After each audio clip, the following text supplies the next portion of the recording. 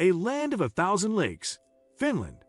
Finland is shaped like a summer squash, with the Arctic Circle the stem, the capital of Helsinki the base, and the lake region the fleshiest part, where the country bellies out.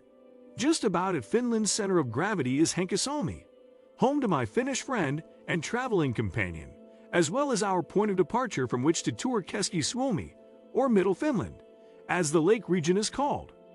The cities of Kuopio to the northeast, Savonlinna to the southeast, and Jyväskylä and Tampere to the southwest were all between 1 and 3 hours drive away. Finland is called the Land of Thousand Lakes, but at last count, there were 187,888 of them, more lakes in relation to a country's size than any other. Indeed, with a population of about 5 million, Finland has one lake for every 26 people. Most of the lakes are in a region that stretches from above Kuopio in the north to Lahti in the south, and from Tampere in the west to Punkaharju and the Russian border in the east. Hankasalmi straddles the shores of one of them, Kuhankavesi, where on my first day in Finland, a dozen or so tow-headed bathers lazed on the birch-dotted beach or dived off the wooden pier, carefully heeding the kivi sign that warned of rocks below.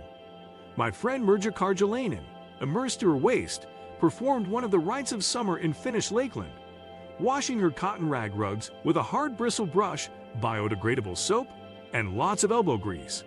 A lone windsurfer, rounding one of the islands far out into the lake, clung to his sail, cutting a tiny red triangle out of the swath of dark green pine and spruce forests on the far shore. With the exception of this handful of people, there were no other signs of human life on the lake. So it would be most of the times I went to Kuhankavesi to swim. So it would be when I swam in the other lakes we visited. And where there are lakes, there are forests. 2/3 of Finland's surface area is forest, pine, spruce, and birch.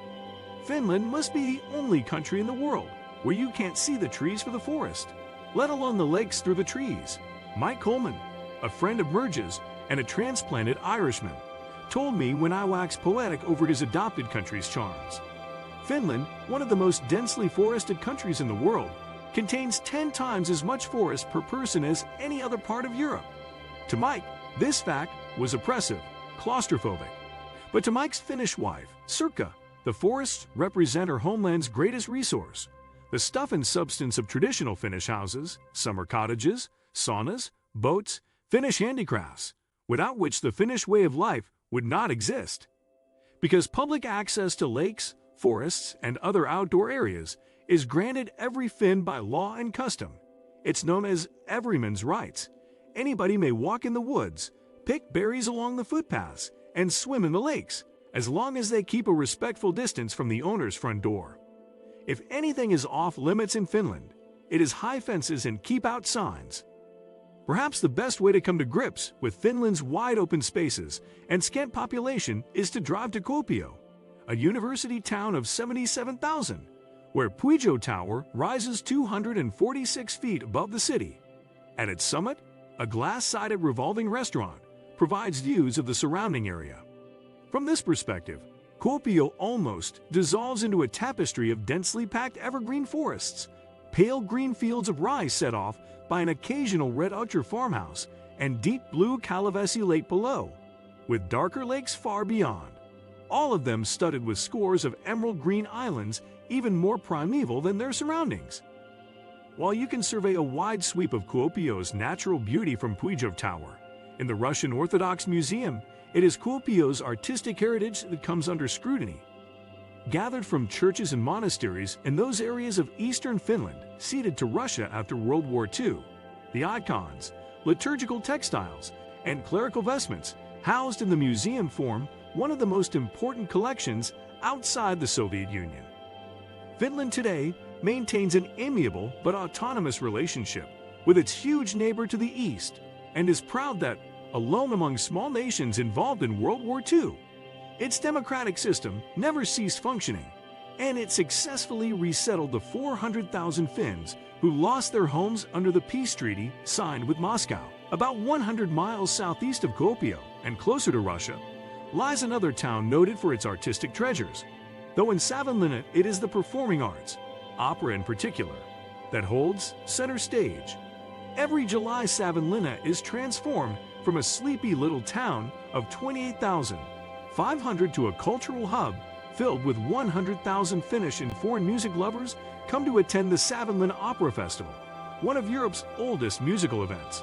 Since its inauguration in 1912, the Opera Festival has been held in Olavinlinna Castle, built in 1475 to defend the Finnish-Swedish eastern border, and today Scandinavia's largest operatic stage. Savonlinna, even in July, is not all opera. The city sits on the shores of Finland's largest lake, Saimaa, and a cruise on the lake is one of its delights. On board the Figaro, one of 3 steamships plying the Saimaa in summertime and bearing operatic names, the other 2 are Fidelio and Faust. We chugged out of the passenger harbor for a 75-minute cruise among clusters of islands. Some were uninhabited, others half concealing behind some tall evergreens a single summer cottage, and or visible, a much smaller but essential sauna.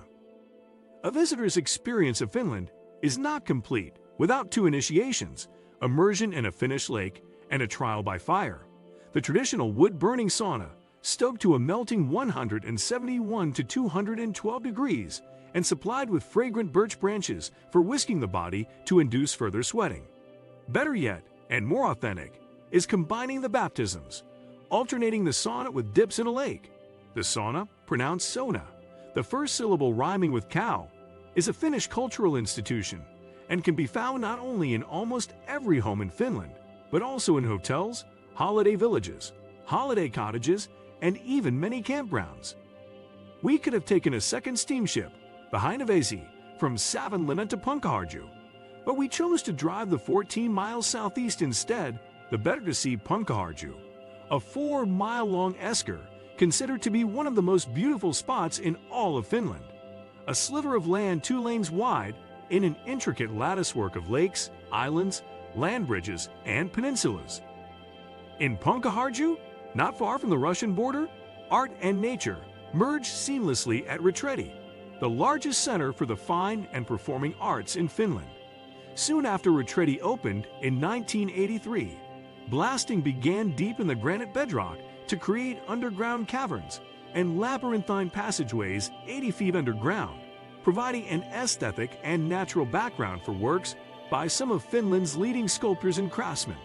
Opera, jazz, dance, and drama are all offered in a rough-walled underground concert hall with a seating capacity of 1,000. Above ground are Retretti's galleries of paintings, drawings, and textile art, as well as its outdoor sculpture garden filled with works by Olavi Lanu. Working with hay, birch bark, and moss, Mr. Lanu has shaped often monumental human forms out of these products of Finnish nature and placed them in their natural environment, to rot in the woods, to return to the cycle of nature. What do you think of our video? Let me know in the comment section below. Before you go, please hit the like button and subscribe to my channel. Thanks for watching.